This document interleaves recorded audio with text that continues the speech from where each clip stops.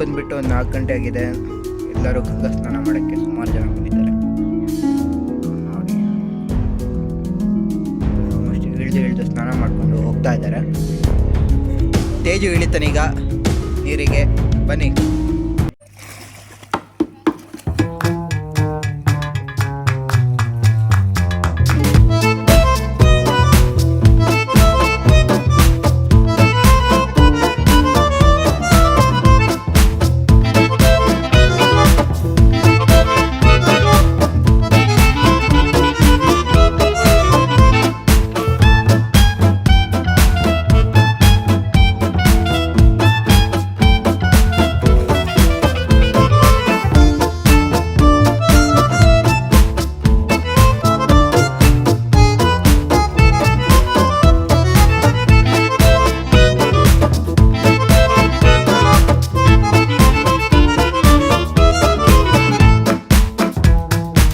ಹೇಗಿತ್ತು ವೆದರ್?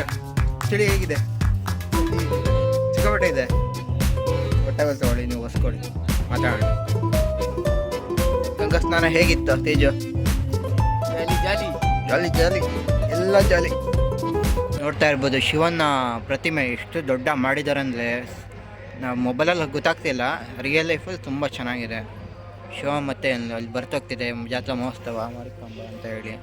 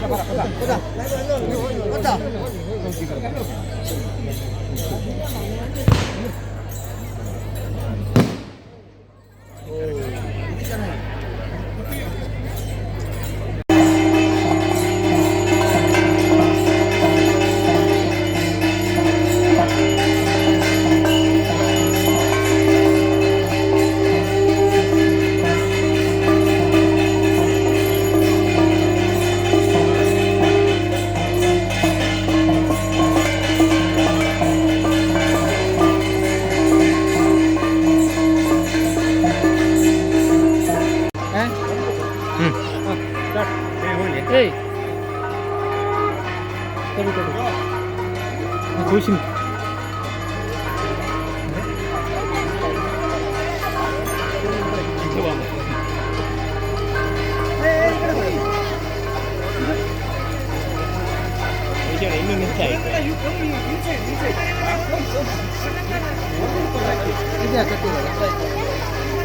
ಎರಡು ಒಂದೇ ಸರಿಗೆ ಸಿಗ್ತಾರ.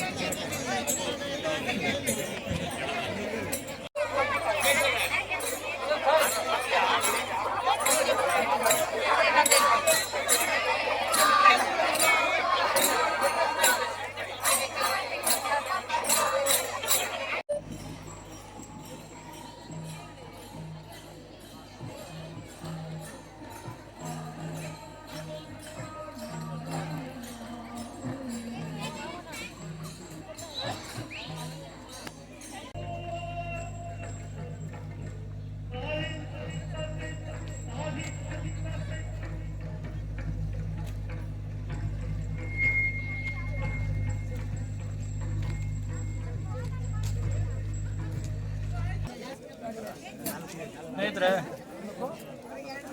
ಇಡೀ ಊರಿನ ಸಹಕಾರದಿಂದ ಇಲ್ಲಿರ್ತಕ್ಕಂಥ ದೇವಗಂಗೆ, ಇಂದ್ರೋಡಿ, ಬಸವನರಾಣ, ಶ್ರೀಧರಪುರ, ಎಂಟರು ನಗರ, ಬಿದನೂರು ನಗರದ ಸುತ್ತಮುತ್ತಲ ಜನರ ಶ್ರಮ ಇವತ್ತು ಸಾರ್ಥಕ ಆಗಿದೆ.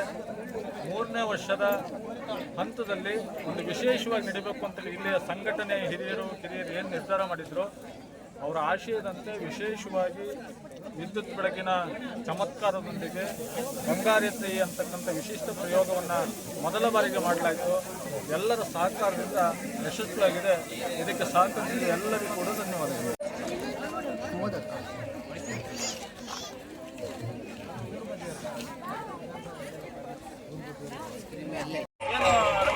ಸಾರಥಿ ಅಂತ ಹೇಳಕ್ ಬರೋದಿಲ್ಲ. ಯಾಕೆ ಕೇಳಿದ್ರೆ ಇಡೀ ಕಾರ್ಯಕ್ರಮ ನಮ್ಮ ಬಸವನರಾಣ, ಇಂದ್ರೋಡಿ, ದೇವಗಂಗೆ ಮತ್ತು ಶ್ರೀಧರಪುರ ಮತ್ತು ಒಟ್ಟಾರೆ ನಗರ ಭಾಗದ ಜನ, ಅಂದರೆ ಬಿದನೂರು ಅಂತೇನು ಹಿಸ್ಟಾರಿಕಲ್ ನೇಮ್ ಇದೆ, ಬಿದನೂರು ಈ ಭಾಗದ ಜನ ಒಟ್ಟಾರೆ ಸಹಕಾರ, ಸಂಘಟನೆ ಮತ್ತು ಅವರ ಯಶಸ್ವಿ ಪಾತ್ರ ಇದೆ. ದೇವಸ್ಥಾನದ ಏನು ಸಮಿತಿ, ಸೇವಾ ಸಮಿತಿ ಇದೆ, ಅದರ ಪದಾಧಿಕಾರಿಗಳೇನಿದೆ ಅವರ ಶ್ರಮ ಮತ್ತು ಅದು ವಿಶೇಷವಾಗಿ ನಾವೆಲ್ಲ ಸೇರಿ ಒಂದು ಸಹಕಾರ ಕೊಟ್ಟಿರ್ತಕ್ಕಂಥದ್ದಷ್ಟೇ. ಯಾವತ್ತೂ ಅಷ್ಟೇ ಯಾವುದೇ ಕಾರ್ಯಕ್ರಮದಲ್ಲಿ ಒಂದು ಹೊಸತನಗಳು ಇದ್ದಾಗ ಮಾತ್ರ ಅದು ಜನರನ್ನು ಆದಷ್ಟು ಬೇಗ ಸೆಳೀತದೆ. ಆ ನಿಟ್ಟಿನಲ್ಲಿ ಏನು ಬಸವಳಿದ ಬಿದನೂರು ಇದೆಯಲ್ಲ, ಅದಕ್ಕೆ ಇವತ್ತೆಲ್ಲ ಇರ್ತಕ್ಕಂಥದ್ದು ಇಂಥ ದೇವಗಂಗೆ, ನಗರಕೋಟೆ ಇಂಥದ್ದೇ ಕೂಡ ನಮಗೆ ಇರ್ತಕ್ಕಂಥ ಏಕೈಕ ಆಶಾಕಿರಣ ಮತ್ತು ಭರವಸೆ.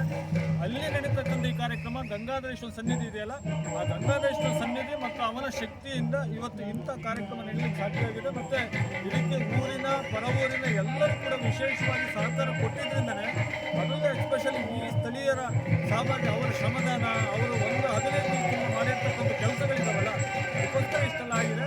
ಇಲ್ಲಿ ಬಿದನೂರು ಅನ್ನೋದು ಅಲ್ಲಿ ನೆಪ ಮಾತ್ರ. ಈ ದೇವಸ್ಥಾನ ಸಮಿತಿಯ ಸಂಘಟನೆ ಮತ್ತು ಊರಿನ ಗ್ರಾಮಸ್ಥರಿಗೆ ಶ್ರೇಯಸ್ಸು ಸಲ್ಲಬೇಕು ಅಂತ ಸ್ಥಳೀಯ ಏನಿದೆ ನಮ್ಮ ಗಂಗಾಧರೇಶ್ವರ ಸೇವಾ ಸಮಿತಿ, ದೇವಸ್ಥಾನ ಸೇವಾ ಸಮಿತಿ ಏನಿದೆ, ಕಳೆದ 3 ವರ್ಷದಿಂದಲೂ ಕೂಡ ವಿಶೇಷವಾಗಿ ಇಲ್ಲಿ ಎಳ್ಳಮಾಸ ಕಾರ್ಯಕ್ರಮ ಹಮ್ಮಿಕೊಂಡು ಬರ್ತಾ ಇದ್ರು. ಇದು 3ನೇ ವರ್ಷ ಆಗಿರೋದ್ರಿಂದ ಒಂದಷ್ಟು ವಿಶೇಷ ಮಾಡಬೇಕು ಅಂತಕ್ಕಂಥ ಹಿನ್ನೆಲೆಯಿಂದ ಅವರು ಒಂದು ಆಶಯವನ್ನು ವ್ಯಕ್ತಪಡಿಸಿದ್ರಿಂದ ನಾವೆಲ್ಲ ಒಟ್ಟಾಗಿ ಸಹಕಾರವನ್ನು ಕೊಟ್ಟು ಒಂದು ಕಳೆದ 15 ದಿವಸದಿಂದ ಈ ವಿಶೇಷವಾದ ಪ್ರಯತ್ನದಲ್ಲಿ ಊರಿನ ಎಲ್ಲರೂ ಕೂಡ ಕೆಲಸ ಕಾರ್ಯಗಳನ್ನೆಲ್ಲ ಬಿಟ್ಟು ಈ ಕಾರ್ಯಕ್ರಮಕ್ಕೆ ಹೆಗಲು ಕೊಟ್ಟಿದ್ದಾರೆ. ಅವರ ಶ್ರೇಯಸ್, ಅವರ ಶ್ರಮದ ಫಲವಾಗಿ ಇಂಥ ಕಾರ್ಯಕ್ರಮ ಆಗಿದೆ. ಏನು ಹಿಸ್ಟಾರಿಕಲ್ ಪ್ಲೇಸ್, ನಮ್ಮ ರಾಜ್ಯದ ಮೂಲೆ ಮೂಲೆಯಲ್ಲಿ ಗಮನಿಸಲಿರ್ತಕ್ಕಂಥ ದೇವಗಂಗೆಯನ್ನು ಈ ರೀತಿಯ ಮೂಲಕ ಅದನ್ನು ಪ್ರಚುರಕ್ಕೆ ತರಬೇಕು ಅಂತಕ್ಕಂಥ ಆಶಯ ಇಲ್ಲಿಯ ಗ್ರಾಮಸ್ಥರಾಗಿತ್ತು. ಅದರಂತೆ ಅವರು ಶ್ರಮ ಹಾಕಿದ್ದಾರೆ. ಮತ್ತು ದೇವಸ್ಥಾನ ಸಮಿತಿ ಸ್ಥಳೀಯರು ಸಹಭಾಗಿತ್ವದಲ್ಲಿ ನಮ್ಮೆಲ್ಲರ ಸಹಕಾರ ಕೂಡ ಇತ್ತು. ಹಾಗಾಗಿ ವಿಶೇಷವಾಗಿ ಕಾರ್ಯಕ್ರಮ ಸಕ್ಸಸ್ ಆಗಿದೆ. ಇದರ ಶ್ರೇಯಸ್ಸು ಈ ಗ್ರಾಮದವರಿಗೆ ಸಲ್ಲಬೇಕು. ಹಾಗೆ ಈ ಒಂದು ನಗರದಲ್ಲಿ ನೋಡಲೇ ಇರತಕ್ಕಂಥ ಒಂದು ಲೈಟಿಂಗ್ಸ್ ಅನ್ನು ಕೂಡ ವಿಶೇಷವಾಗಿ ಇಲ್ಲಿ ಮಾಡಿಸಿದ್ದಾರೆ. ಇದು ಲೈಟಿಂಗ್ಸ್ ಎಲ್ಲಿನವ್ರದ್ದು ಮತ್ತು ಹೇಗೆ ಮಾಡಿಸಿದ್ರಿ ಮತ್ತು ಇದ್ರದ್ದು ಏನು ಬಜೆಟ್ ತುಂಬ ದೊಡ್ಡ ಬಜೆಟ್ ಅಂದ್ಕೊಂಡಿದ್ದೀನಿ ಇದ್ರ ಬಜೆಟ್ ಎಲ್ಲ ಈ ಒಂದು ಚಿಕ್ಕ ಊರಲ್ಲೂ ಕೂಡ ಈ ಒಂದು ಮಟ್ಟದ ಒಂದು ದೊಡ್ಡ ಕಾರ್ಯಕ್ರಮ ಮಾಡಕ್ಕೆ ಹೊರಟಿದ್ದೀವಿ ಅಂದ್ಕೊಳ್ತೀನಿ ಮತ್ತು ವಿಶೇಷವಾದ ಒಂದು ಲೈಟಿಂಗ್ಸ್ ವ್ಯವಸ್ಥೆ ಇದ್ರ ಬಗ್ಗೆ ಏನಂತೀರಾ? ಏನು ಕೇಳಿದ್ರೆ ಒಂದು ಯಾರನ್ನೇ ಜನರನ್ನ ಸೆಳಿಬೇಕು ಅಂತ ಆದರೆ ಅಲ್ಲಿ ಏನು ನಾನು ಫಸ್ಟಿಗೆ ಹೇಳಿದೆ ಏನಾದರೂ ವಿಶೇಷತೆ ಇದ್ದರೆ ಮಾತ್ರ ಜನರನ್ನು ಸೆಳಿಲಿಕ್ಕೆ ಸಾಧ್ಯ ಆಗ್ತದೆ. ಅದಕ್ಕೆ ನಮ್ಮ ಪ್ರಯತ್ನ ಮೊದಲಾಗಿ ಮಾಡಿದ್ದು ನಮ್ಮ ನಗರ ಭಾಗದಲ್ಲಿ ಏನು ಯೂಟ್ಯೂಬ್ ಕ್ರಿಯೇಟರ್ಸ್ ಇರ್ಬೋದು, ಫೇಸ್ಬುಕ್ ಕ್ರಿಯೇಟರ್ಸ್ ಇರ್ಬೋದು, ಚಾನಲ್ಗಳು ಇರ್ಬೋದು, ಇವರ ಸಹಕಾರದ ಮೂಲಕ ನಾವು ಕೂಡ ಜೊತೆಗೂಡಿ ಇದನ್ನು ವಿನೂತನವಾಗಿ ಒಂದು ಪ್ರಚಾರ ಮಾಡ್ತಕ್ಕಂಥ ಒಂದು ಪ್ರಯತ್ನವನ್ನು ಮಾಡಿದ್ವಿ. ಅದು ಆರಂಭದಲ್ಲಿ ಯಶಸ್ಸು. ಜೊತೆಗೆ ಒಂದು ಇಲ್ಲಿ ಎಳ್ಳಮಾವಾಸ್ಯೆ ಜಾತ್ರೆ ಬಂದು ನಮಗೆ ತಕ್ಕಂತೆ ನೆನ್ಕೋದು ತೀರ್ಥಹಳ್ಳಿ ಕೂಡ ಲೈಟಿಂಗಿಂದಲೂ ಕೂಡ ಪ್ರಸಿದ್ಧಿಯಾಗಿರ್ತಕ್ಕಂಥದ್ದು. ಹಾಗಾಗಿ ಲೈಟಿಂಗನ್ನು ವಿಶೇಷವಾಗಿ ಆಗಬೇಕು ಅಂತ ಹೇಳಿ ಪೆರಡೂರಿನ ಅಶೋಕ್ ಕುಮಾರ್ ಮತ್ತು ಸ್ಥಳೀಯ SK ನವೀನ್ ಅವ್ರ ತಂಡ ಈ ವ್ಯವಸ್ಥೆನ ಮಾಡಿರ್ತಕ್ಕಂಥದ್ದು. ಬಜೆಟ್ ಬಿಡಿ, ಈಗ ಏನು ಕೇಳಿದ್ರೆ ಸ್ಥಳೀಯರ ಸಹಕಾರ ಇದ್ದರೆ, ಅವರ ಸಹಮತ ಇದ್ದರೆ ಎಂಥ ಕಾರ್ಯಕ್ರಮ ಕೂಡ ಸಕ್ಸಸ್ ಮಾಡ್ಬೋದು. ಒಂದು ಒಳ್ಳೆ ಮೊತ್ತದಲ್ಲಿ ಒಂದು ಒಳ್ಳೆ ಲೈಟಿಂಗ್ ವ್ಯವಸ್ಥೆ ಆಗಿದೆ. ಎಲ್ಲರೂ ಇಡೀ ಗ್ರಾಮದ ಜನ ಖುಷಿ ಪಟ್ಟಿದ್ದಾರೆ. ಹಾಗಾಗಿ ನಾನು ಅದಕ್ಕೆ ಲೈಟಿಂಗ್ಸ್ ಅಂತಕ್ಕಂಥದ್ದಂಥ ಗಂಗಾರತಿ ಒಂದು ವಿಶೇಷ ಕಾರ್ಯಕ್ರಮ, ಏನು ಸುಧೀಂದ್ರ ಬಂಡಾರ್ಕರ್ ಅವರ ಇದರಲ್ಲಿ ಬಂದಿರತಕ್ಕಂಥ ಏನು ಗಂಗಾರತಿ ಕಾರ್ಯಕ್ರಮ, ಅದು ಕೂಡ ಹೊಸತನದ ಕಾನ್ಸೆಪ್ಟ್ ಮತ್ತು ಕಳೆದು ಹೋದ ಇತಿಹಾಸವನ್ನು ಮರುಸೃಷ್ಟಿ ಮಾಡುವ ಒಂದು ಪ್ರಯತ್ನ ಆಗಿತ್ತು. ಅದಕ್ಕೆ ಜನ ಸ್ಪಂದಿಸಿದ್ದಾರೆ. ಇನ್ನು ಮುಂದೆ ದಿನದಲ್ಲಿ ಇದು ಇನ್ನಷ್ಟು ವೈಭವದಿಂದ ಆಗಲಿ ಅಂತಕ್ಕಂಥದ್ದು ನಮ್ಮ ಆಸೆ. ಧನ್ಯವಾದಗಳು ಇವರೇ. ದೇವರು ನೀವು ದೇವರ ಸೇವೆಯನ್ನು ಮಾಡ್ತಾ ಇದ್ದೀರಾ, ಈ ಊರಿನ ಒಂದು ಯಶಸ್ಸಿಗೆ ನೀವು ಕೈ ಜೋಡಿಸ್ತಾ ಇದ್ದೀರಾ. ಈ ಒಂದು ಕಾರ್ಯಕ್ರಮ ಊರಿನ ಯಶಸ್ಸಿಗೆ ಒಂದು ಕಿರೀಟ ಅಂತ ಹೇಳ್ಬೋದು. ಆ ಥರದಲ್ಲಿ ನಿಮ್ಮ ಸಹಕಾರಕ್ಕೆ ಈ ಊರಿನ ಎಲ್ಲ ಭಾಗದವರು ಕೂಡ ನಿಮಗೆ ಋಣಿಯಾಗಿರ್ತಾರೆ ಅಂತ ಹೇಳಲಿಕ್ಕೆ ಇಷ್ಟಪಡ್ತೀನಿ. ಅಲ್ಲ ಖಂಡಿತವಾಗಿ ಹೇಳ್ತೀನಿ, ಊರಿನವರು ನನಗೆ ಋಣಿ ಆಗ್ತಕ್ಕಂಥದ್ದು ಅವಶ್ಯಕತೆ ಇಲ್ಲ. ಆದರೆ ಈ ಊರಿನವರು ಕೊಟ್ಟ ಸಹಕಾರ ಇದೆಯಲ್ಲ, ಈ ದೇವಸ್ಥಾನದ ಸಮಿತಿ ಇದೆಯಲ್ಲ, ಅವರಿಗೆ ನನಗೆ ಈ ಒಂದು ಅವಕಾಶವನ್ನು ಕೊಟ್ಟಿದ್ದಕ್ಕಾಗಿ ಅವರಿಗೆ ನಾನು ಆಭಾರಿಯಾಗಿರ್ತೇನೆ ಅಂತ ಹೇಳಿ ಹೇಳಬಹುದು. ಧನ್ಯವಾದ. ದೋಸೆ ಹೇಗಿದೆ? ದೋಸೆ ಹೆಂಗಿದೆ? ದೋಸೆ ಖಾರ ಇಲ್ಲ, ಇದು ಲೇಸ್ ಖಾರ ಇದೆ, ಜ್ಯೂಸ್ ಖಾರ ಇದೆ, ಇದು ಖಾರ ಇದೆ, ಇದು ಖಾರ ಇಲ್ಲ. ಆಯ್ತಾ? ಕಷಾಯ ಮೆಣಸಿನ್ಕಾಯಿ ಹಾಕಿರ್ತಾರೆ. ಮೆಣಸಿನ್ಕಾಯಿ ಕಷಾಯ ಅಲ್ಲೆಲ್ಲ ನೋಡೋಕೆ ಸ್ಟಾರ್ಟ್. ಎಂತ ಚಂದ ಇಟ್ಬಿಟ್ಟ ಕಣ್ಣಲ್ಲಿ ನೀರು ಬೇಕು. ನಿಮ್ಮ ಹೆಸರು ಸೃಜನಾ ಯೋಗಕ್ಕೆ. ಸುಧನ್ ನೋಡಿದ್ದೀನಿ ನಾನು. ನಾನು ನಿಮ್ಮನೆ ಪಕ್ಕದ ಮನೆಯವನೇ. ಅಲ್ಲೇ ನೋಡ್ಲ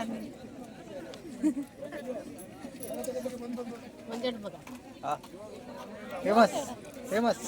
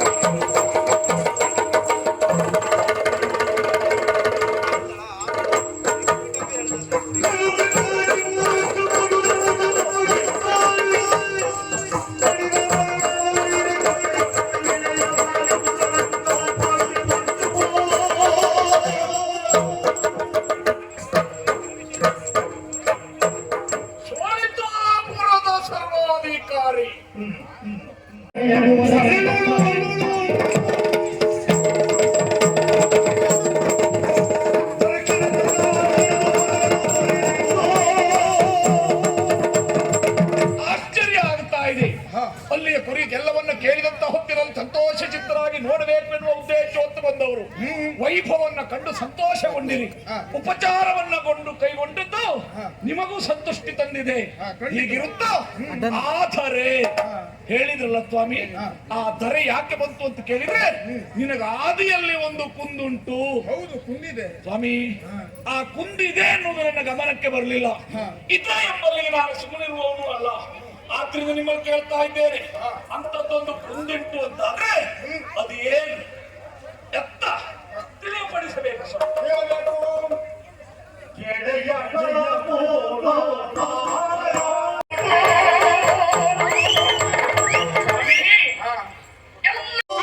ಅಣ್ಣ ಇದ್ ಮಾಡ ಲೈವ್ ಮಾಡೋಣ ಮಾಡ್ತಿದ್ದೆ ಈಗ ನಾ ಹೇಳ ಚೆನ್ನಾಗಿ ಮಾಡ್ತೀನಿ.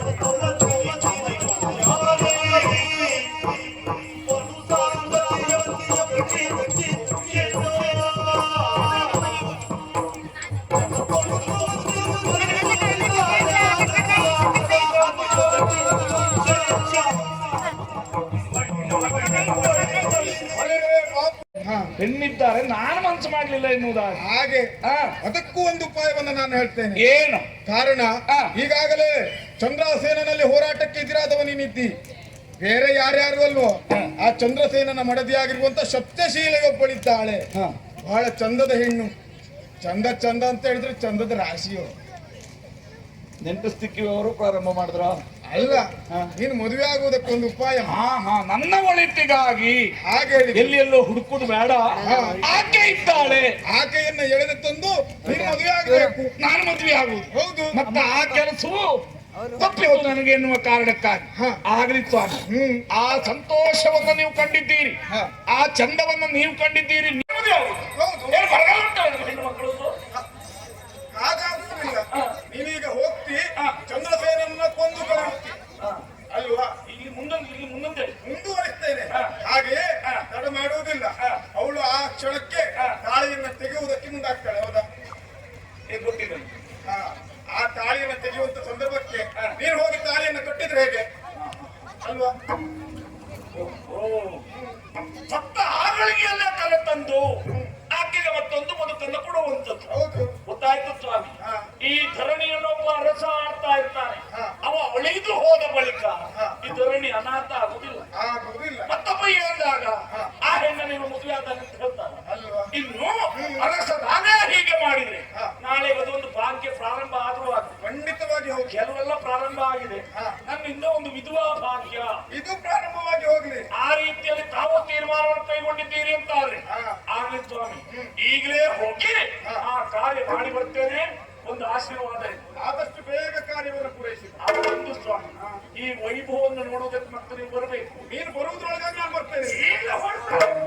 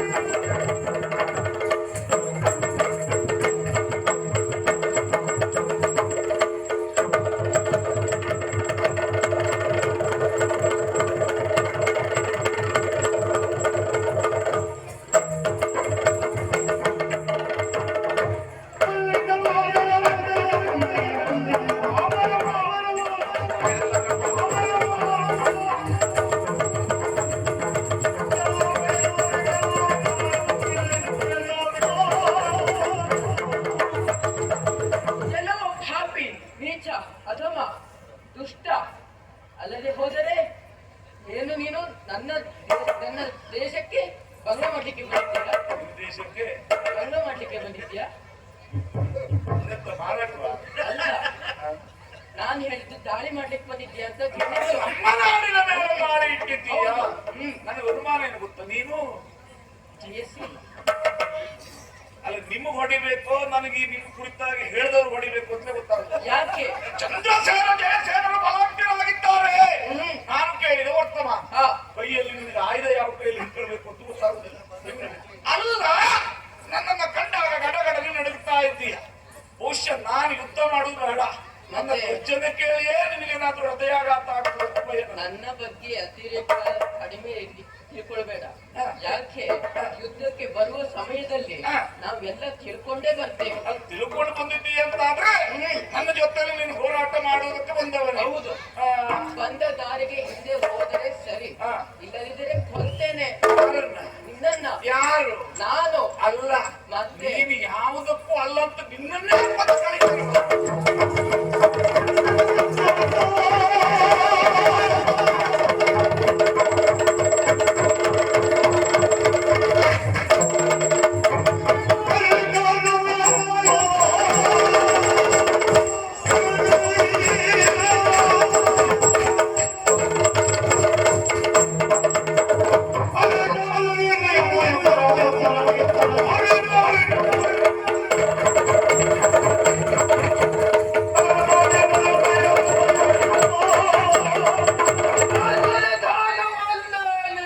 ನೀನು ನಾನೇ ಚಂದ್ರಸೇನನಿದ್ದೇನೆ. ಅಯ್ಯೋ, ನಿನ್ನ ಆಕಾರ ಸ್ವರಭಾವವನ್ನು ನೋಡಿದಾಗ ನೀನೊಬ್ಬ ದಾನವನ್ನು ಹಾಗೆ ಅರ್ಥ ಮಾಡಿಕೊಂಡೆ. ಜೊತೆಯಲ್ಲಿ ರಕ್ತಜಂಗೆ ಎನ್ನುವಂತ ವಿಚಾರವನ್ನಾಗಿದ್ದೆ. ನಿಮ್ಮ ದೂತ ಹೇಳಿರ್ಬೇಕು. ಅಯ್ಯೋ, ನನ್ನ ಸಾಹಸ ಆಗಿರುವಂತಹ, ನನ್ನ ಪ್ರೀತಿಯ ತಮ್ಮನಾಗಿರುವಂತಹ ಜಯಸೇನನನ್ನ ಕೊಂದಂತ ದುರಾತ್ಮನೇ. ನಾನು ಕೊಂದದ್ದಲ್ಲ, ಅವನೇ ಸತ್ತದ್ದು. ಹೇಗೆ? ಕತ್ತಿ ಎತ್ತುದ್ರೊಳಗೆ ಅಳ್ಬೋದ. ಎಲ್ಲೋ ಆಕಸ್ಮಿಕವಾಗಿ ಕತ್ತಿಯೇ ಸಾಗಿರ್ಬಹುದು. ನಾನು ಅವನಿಗೆ ಹಾಗೆಲ್ಲ ಸಾಯುವಂತವನ್ನೆಲ್ಲ ಏನು ಇದೆ? ಬಿಡು ಅವನ ಕತೆ. ವಿರೋಧಿಯ ಪಾಳ್ಯದಲ್ಲಿ ಬರುವಾಗ ವಿರೋಧಿಯ ಬಲ ಎಷ್ಟೆನ್ನುವ ಹಾಗೆ ತಿಳ್ಕೊಂಡು ಬರಬೇಕಾ? ಒಟ್ಟಾರೆ ಬರುವುದಲ್ಲ. ನೀನ್ ಈ ರೀತಿಯಾಗಿ ಬಂದೆ ಅಂತಾದ್ರೆ ಯಾವುದೋ ಒಂದು ಕಾರ್ಯಕಾರಣ ಇರಲೇಬೇಕು. ನೀತಿಯ ಮಾತಿನಿಂದ ಹೇಳ್ತೇನೆ ಕೇಳು. ಬಂದವನು ಹಿಂದಕ್ಕೆ ಹೋದರೆ ಒಳಿತು, ಮರಳು ಕಬಬಿದ್ದ.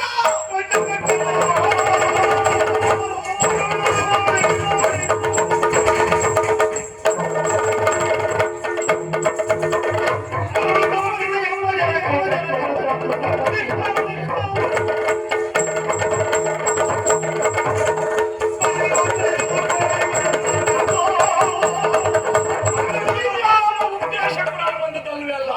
ಪ್ರಧಾನವಾಗಿರುವಂತದ್ದು ಹೆಣ್ಣು ಹೊನ್ನು ಮಣ್ಣು. ಅದರ ಅವಶ್ಯಕತೆ ಇರುತ್ತದೆ ನನಗಿಲ್ಲವೇ ಇಲ್ಲ. ಒಂದು ಉದ್ದೇಶ ಏನು ಗೊತ್ತಾ? ನಿನ್ನಪ್ಪ ಭದ್ರಸೇನ ನನ್ನಪ್ಪ ಕುಂಭದಾನವನ್ನು ಕೊಂದಿದ್ದಾನೆ. ಆ ಸೇಡನ್ನ ಇಟ್ಟುಕೊಂಡು ದಾರಿ ಇಟ್ಟವ ನಾನು. ಯಾಕೆ? ನನ್ನಪ್ಪನ ಆತ್ಮಕ್ಕೆ ಶಾಂತಿ ಸಿಗಬೇಕು ಎನ್ನುವ ಕಾರಣಕ್ಕಾಗಿ ನಿನ್ನ ತಮ್ಮನನ್ನು ಕೊಂದಿದ್ದೇನೆ. ನಿನ್ನ ಕೊಂದೇ ಹೋಗುವವನ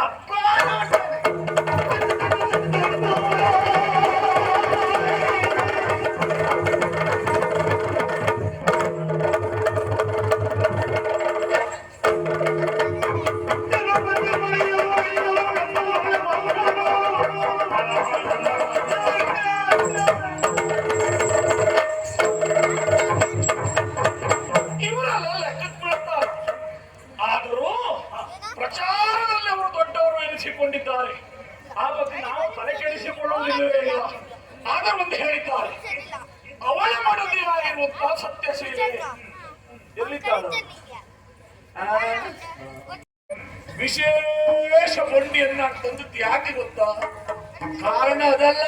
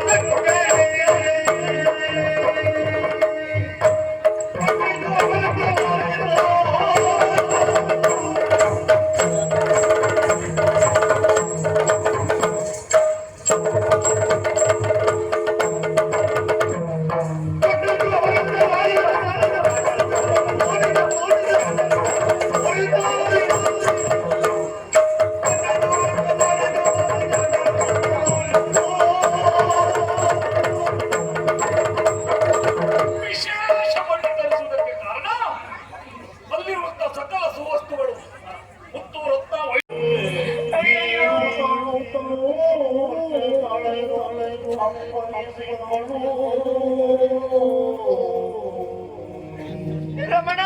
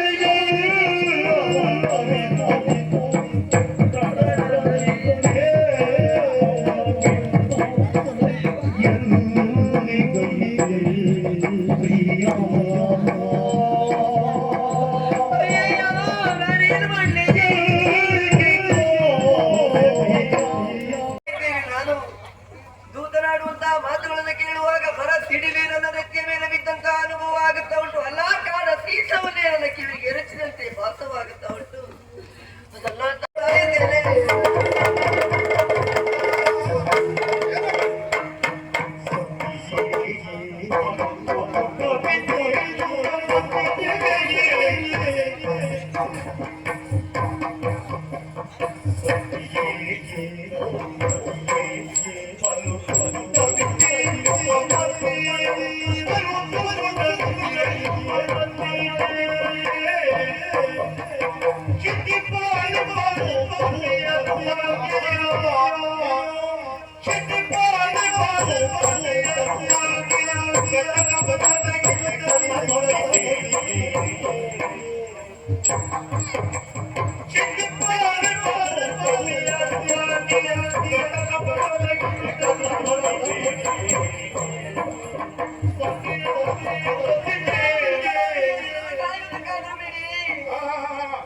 ಏನಮ್ಮ ಇದು?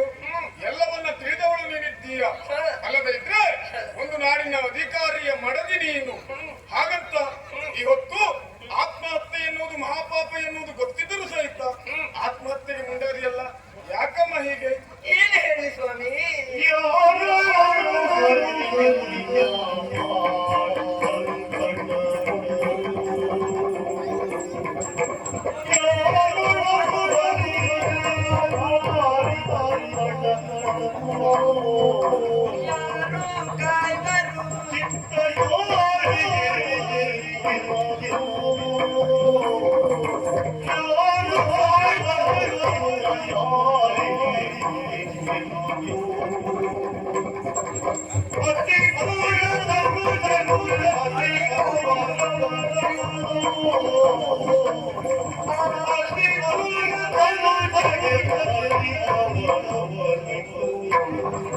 Kitty,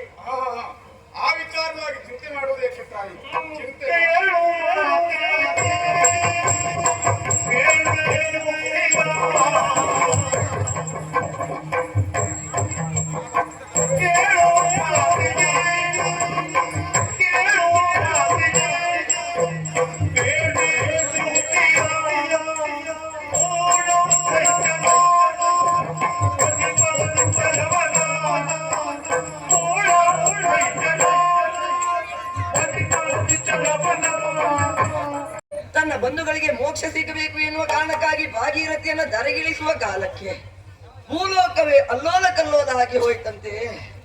ಆ ಕಾಲಕ್ಕೆ ಹರನ ಜಟೆಯಿಂದ ಇಳಿದು ತೊರೆಯಾಗಿ ಬಂದವಳು, ಹರಿಯ ಪಾದದಿಂದ ಉದ್ಭವೇ ಆದವಳು, ಹೋಗುವ ವೇಗದಲ್ಲಿ ಜನ್ಮ ಮಹರ್ಷಿಗಳ ಕಿವಿಯಿಂದ ಹಾದು ಹೋದ ಕಾರಣ ಜಾಹ್ನವಿ ಎನ್ನುವಂತಹ ಬಿರುದಿಗೆ ಪಾತ್ರರಾದವಳು. ಹಾಗೆ ಈ ಗಂಗಾ ಮಾತೆಯಲ್ಲಿ ಸ್ನಾನ ಮಾಡಿದ್ದೇ ಹೌದು ಅಂತಾದ್ರೆ ಪಾಪ ತೊಳೆದು ಹೋಗುತ್ತದೆ. ಜೀವನದಲ್ಲಿ ಮಾಡಿದ ಪಾಪಗಳನ್ನು ತೊಳೆದುಕೊಳ್ಳುವುದಕ್ಕೆ ನಾನು ಇಲ್ಲಿಯವರಿಗೆ ಬಂದದ್ದಲ್ಲ. ನನ್ನ ಹೊಗೆಯನ್ನು ಕಾಣಬೇಕು, ಗಂಗಾ ಮಾತೆಯನ್ನು ಒಲಿಸಿಕೊಳ್ಳಬೇಕು ಎನ್ನುವ ಕಾರಣಕ್ಕಾಗಿ ಬಂದದ್ದಲ್ವ. ಗಂಗೆಯಲ್ಲಿ ಸ್ನಾನವನ್ನು ಪೂರೈಸಿದ್ದೇನೆ, ಇಲ್ಲಿಯೇ ನಿಂತು ತಪಸ್ಸನ್ನು ಮಾಡ್ತೇನೆ, ನನ್ನ ಮಾತೆಯನ್ನು ಒಲಿಸಿಕೊಳ್ತೇನೆ ಹೇಳಿದಾಗ ವೇದವ್ಯಾಸನನ್ನ ಕರೆದು ಹೇಳಿದ್ರು. ಹಾಗೆ ಹರನಿಗೆ ಅರ್ಪಿಸಬೇಕು ಎನ್ನುವ ಕಾರಣಕ್ಕಾಗಿ ಪಿಂಡವನ್ನು ಹಿಡಿದುಕೊಂಡಿದ್ದ ವೇದವ್ಯಾಸ ಈ ಪಿಂಡವನ್ನು ನನ್ನ ಕೈಗಿದ್ರು.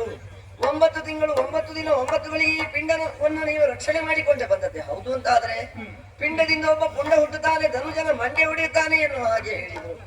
ಅಂತೂ ಇದನ್ನ ರಕ್ಷಣೆ ಮಾಡುವ ಹೊಣೆಗಾರಿಕೆ ನನ್ನದಲ್ವ. ಪಿಂಡವನ್ನ ರಕ್ಷಣೆ ಮಾಡಿಕೊಂಡೇ ಇರ್ತೇನೆ.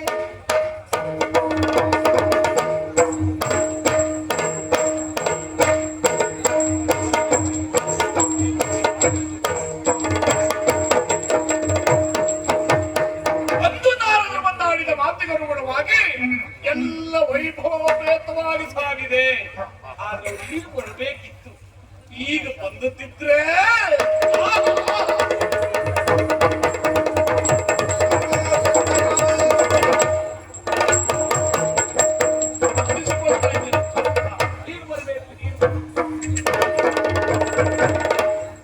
ನೆನೆದವರ ಮನದಲ್ಲಿ ಎಂಬ ರೀತಿಯಲ್ಲಿ ವೈಭವದ ಕಾರಣಕ್ಕೆ ಈಗ ಬಂದುತ್ತಿದ್ರೆ ಅಂದ ಕ್ಷಣ ಬರನ್ನ ಈ ಕಡೆಗೆ ಧಾವಿಸಿ ಬಂದವರು ನೀವಿದ್ದೀರಿ. ಸಂತೋಷ ಆಯ್ತು ಸ್ವಾಮಿ. ಇಲ್ಲಿ ಬನ್ನಿ, ಇಲ್ಲಿ ಬನ್ನಿ. ಓ ಈ ಕಡೆ ನೋಡಿ, ಆ ದಿವಸ ಬಂದಿದ್ದಾರೆ. ಹೌದು, ಅದೆಲ್ಲ ನಿಂತ ಇಲ್ಲ ಇಲ್ಲ ಇಲ್ಲ ಇಲ್ಲ, ಇವತ್ತು ಬದಲಾಗಿ ಹೋಗಿದೆ, ಅಲ್ಲಿಯೇ ಜೋಡಣೆ ಆಗಿದೆ.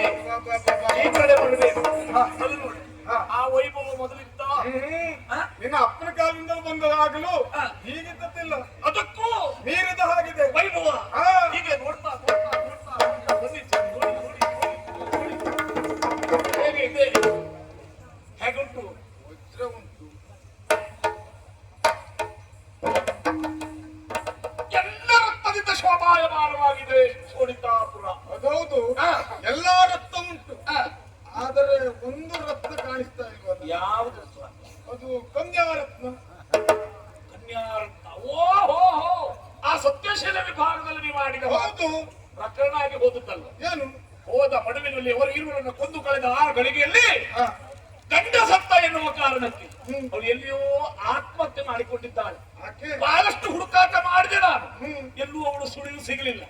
ಇಡೀ ಅವಳು ಅಲ್ಲದವ್ರು ಮತ್ತೊಬ್ಬಳು ಅವಳು ಅಜ್ಜಿ ಅಂತವಳು ಸಿಗ್ತಾಳೆ ಎನ್ನುವ ಕಾರಣಕ್ಕಾಗಿ ಅವಳನ್ನು ಅಲ್ಲಿ ಉಳಿದೆಲ್ಲವನ್ನ ಬಂಡಿ ಅಂತ ತುಂಬಿಸ್ಕೊಂಡು ಬಂದಿದ್ದೇನೆ. ಹೌದಾ, ಬಹಳ ಒಳ್ಳೇದಾಯ್ತು. ಅವಳೇನು ಸತ್ತೋಗಿದ್ದಾಳೆ ಸ್ವಾಮಿ. ಹಾಗಾಗ್ಲಿಲ್ಲ, ಏನಾಗಿದೆ ಬಲ್ಲೆಯ? ಏನು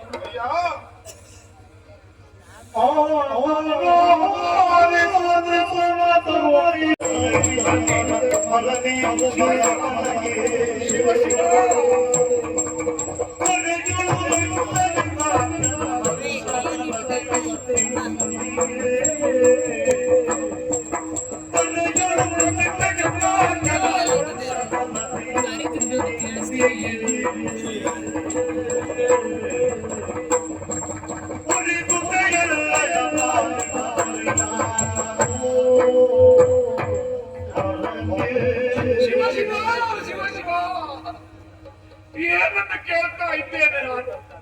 ಕಾದ ಸೀತವೇ ನನ್ನ ಕಿವಿಗೆ ಹಚ್ಚಿದ ಅನುಭವವನ್ನು ಪಾಡಿದೆ. ವೈಕುಂಠ ಸಮಾರಂಭ ಅದಾಗೋದಿಲ್ವಾ?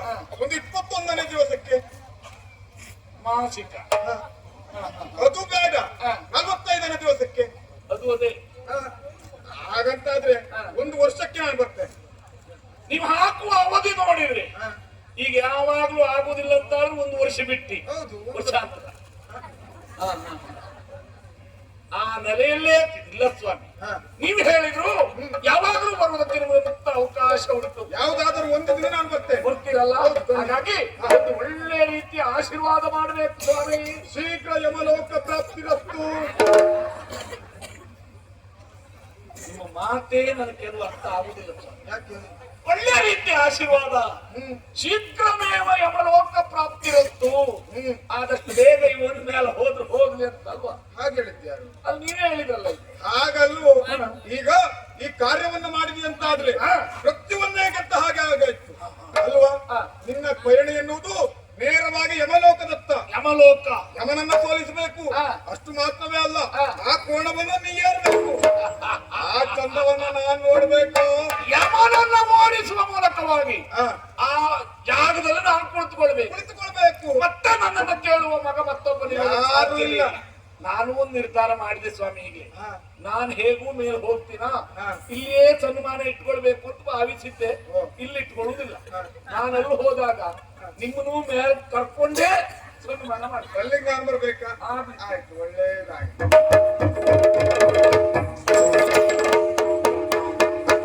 ಹಂಗೆ ರಕ್ತಕೇಶಿ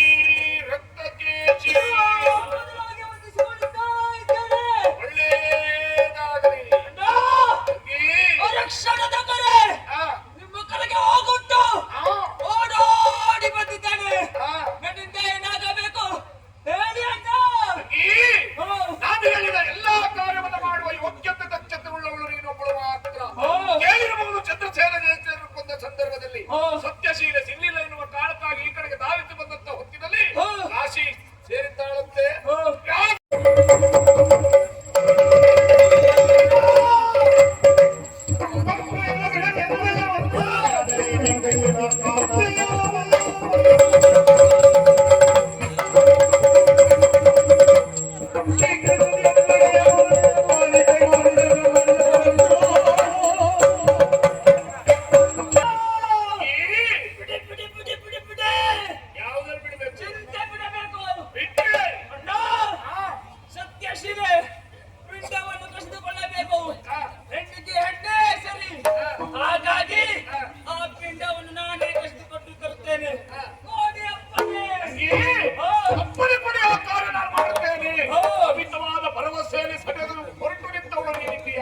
ನೀನು ಒಬ್ಬಳೇ ಹೋಗುವುದು ಬೇಡ, ನಾನು ನಿಮ್ ಜೊತೆಲಿ ಬರ್ತೇನೆ. ಕೈ ಕೈ ಸೇರಿದರೆ ಚಪ್ಪಾಳೆ, ಕೈ ಕೈ ಸೇರಿದರೆ ಚಪ್ಪಾಳೆ. ಒಂದಕ್ಕಿಂತ ಅಪ್ಪ ಎಂತ ಸಂತೋಷದಿಂದ ಆದ್ರಿಂದ ನಮಗೆ ಗೆಲುವಾಗುತ್ತದೆ ಎನ್ನುವ ಭರವಸೆ ನನಗಾಗಿದೆ. ತಡೆ ಮಾಡುವುದಲ್ಲ, ಈರುವರು ಒಟ್ಟಾಗಿ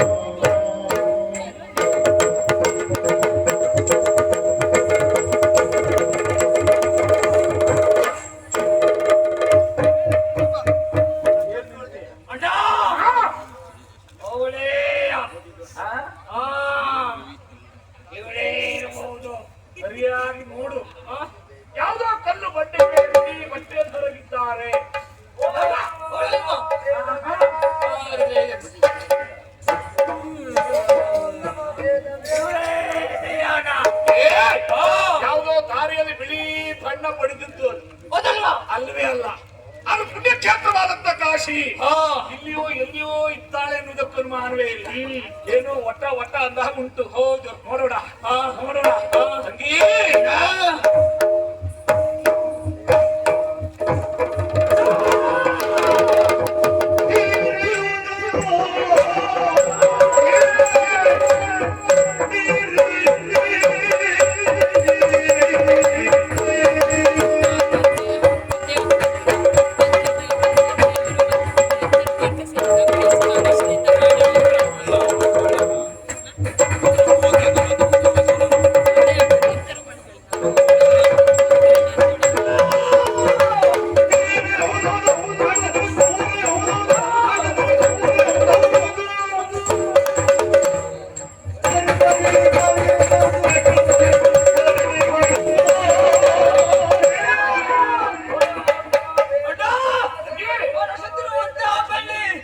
ಕಾಲಿಗೆ ಸಿಕ್ಕಿ ಆದಾಯ್ತು, ಅಂತಂದ್ರೆ ಕಾಲಿಗೆ ಸಿಕ್ಕಿ ಆದಾಯ್ತು.